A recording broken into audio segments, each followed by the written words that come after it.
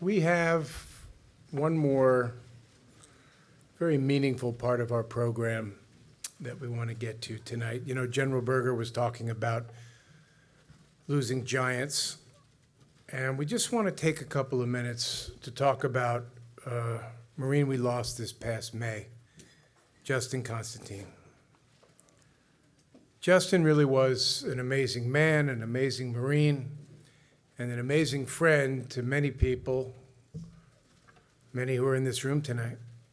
So what we wanted to do to share some reflections was to please welcome Justin's widow, Dahlia Hamza Constantine.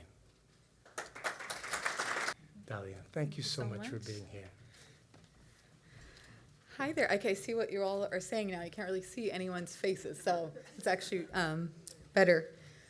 I'm going to take a deep breath. I just want to really thank you all for being here tonight, and thank you for including me, and including Justin, I know, is normal, but thank you for including me and allowing me to be part of this. I have to tell you, there's a little secret about this. We all have very different spiritual beliefs, and while I know Justin outgrew his physical body, his spirit is way too gigantic, way too magnificent to be contained to one plane. So I meditate and I pray every morning, and I talk with Justin, and he's in my ear now telling me you're the last thing between people and they're going out to drink, so keep it short, Hamza. But I was talking with him one morning, and I said, you know, I miss really weird things when your partner transitions physically. I miss making the bed together. I miss nacho night together. I said, I'm going to really miss going to Marine Corps balls. I really miss that. And I'm going to point out I am a Berkeley grad, California girl. And I got sucked into this Marine Corps life for life. And I said, I'm going to miss that. I'm going to miss all the oorah and the Semper Fi and all of that. And I said, can you do something about that? Didn't hear anything back.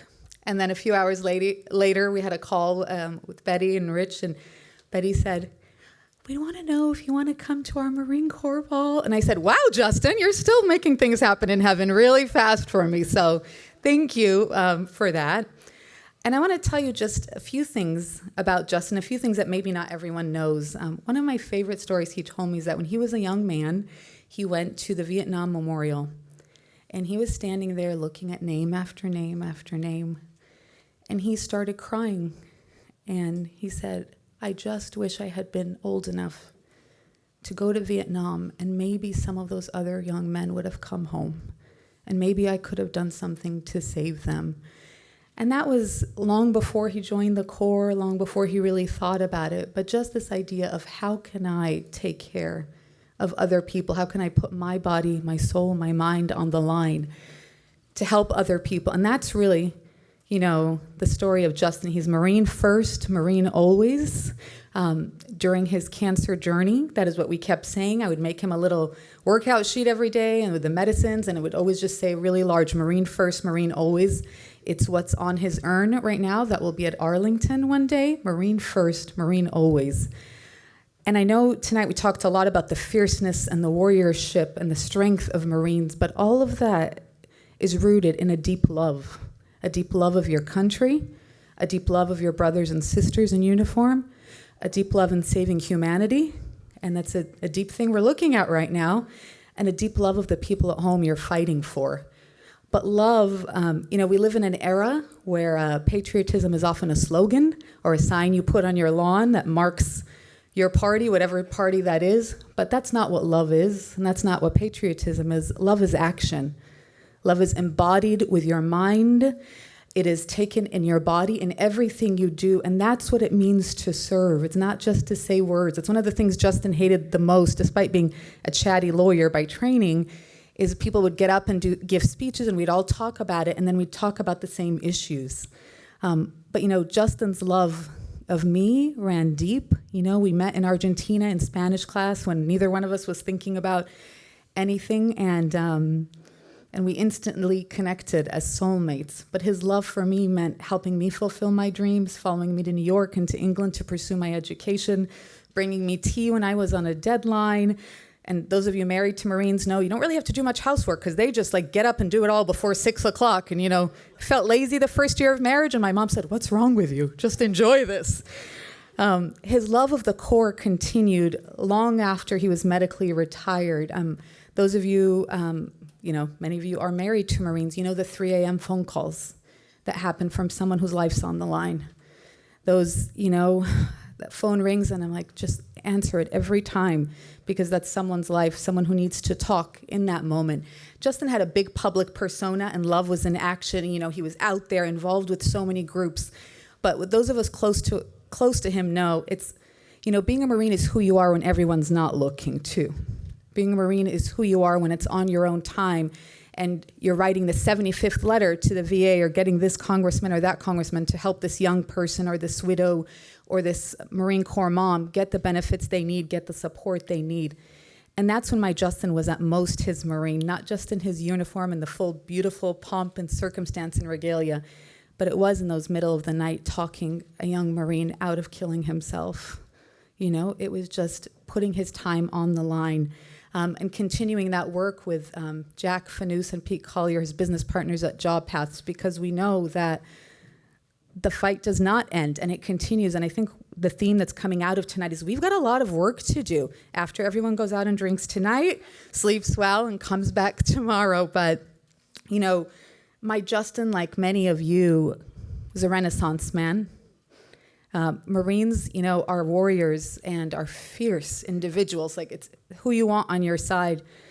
But our Marines, and all our service members too, but especially our Marines, are really complex people with layers and talents that go beyond just the fighting. I had to write down a few of the things about Justin because Justin is an amazing reader.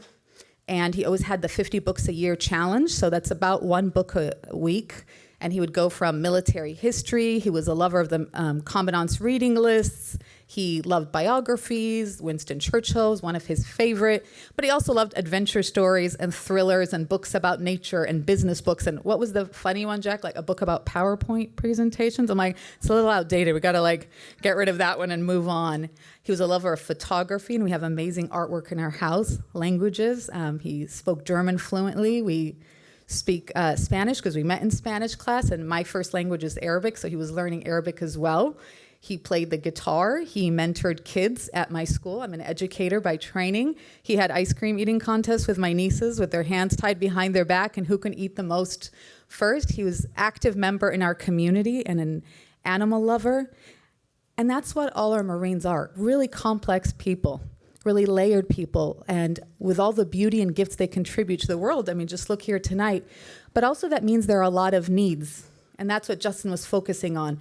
Not just, fighting for our benefits, but what about housing? What about childcare? What about mental health services, physical health services? What about getting, to go to school? And that's why when he met Jack, who had been working in the veteran space for 20 years with his nonprofit, and they were really looking at how technology can support the whole individual, it really spoke to Justin, because it's not enough to just, take care of someone right when they come out. And although I don't use the word widow to refer to myself much because, once a Marine, always a Marine, once a Marine wife, always a Marine wife. And not getting rid of me, Justin, just by heading out early to heaven. But sorry, even just saying that word can make me just be in shock for just a minute. But with Job Path and with keeping the legacy going and supporting Marines and other veterans, but really looking at the collective needs of an individual, collective needs of a community, and what we can do. And the last thing I want to talk to you about tonight is that love at the root of everything. Love is also eternal, and it keeps going. When Justin was first injured, and they took him to Landstuhl. I was in England at the time pursuing a degree, and I just got on the train, just figured out, I kind of lied and said we were engaged, we weren't, we were dating, and got myself to the hospital. And this very serious German doctor sat me outside and said, you're not going to recognize him. Justin was shot by a sniper in the head, and the bullet came in behind his ear and out of his mouth. And they said, he's bandaged, he's under anesthesia, he's not going to know who you are, you're not going to recognize him. Just be prepared, he's not knowing what's going on. Well, this guy didn't really know Justin, because I walked in the room, and I was just kind of like, come on, just let me in there. I walked in that room, and Justin was bandaged from head to toe. You know, and I'm Egyptian American, so I kind of have to make the joke that he looked like a mummy.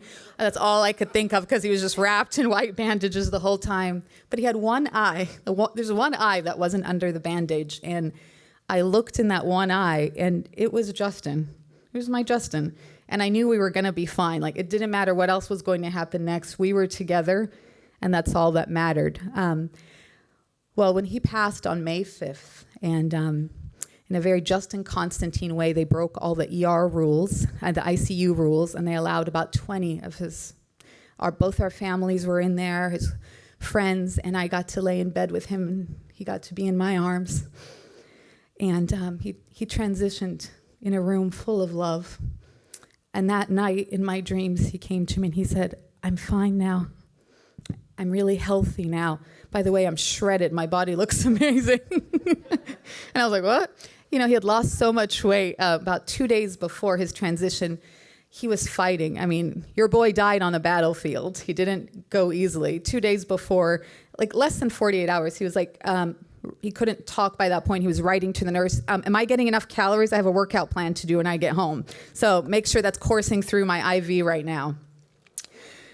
But that first night, as I tried to go to sleep in a house full of, you know, all my family, and he came and he said, "I'm right here. I'm doing great. I'm shredded. And tune out all the noise of people telling you that I'm gone. Tune them all out. It's always been the two of us, and I'm right here." And over the next few months, he got a little louder. And he's like, "We've got work to do."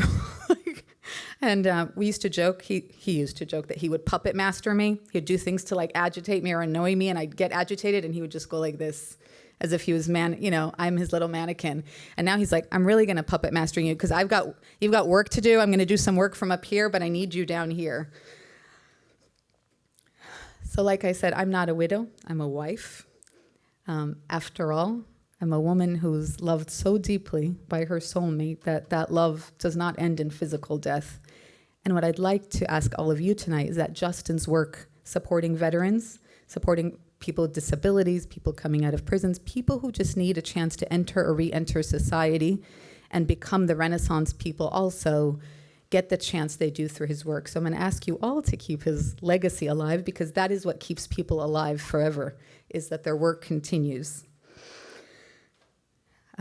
Justin and I had a shared love of mythology, and one of our favorite mythologists is named Martin Shaw out of the UK, and he says, "A good story enchants, but a great story wakes us up."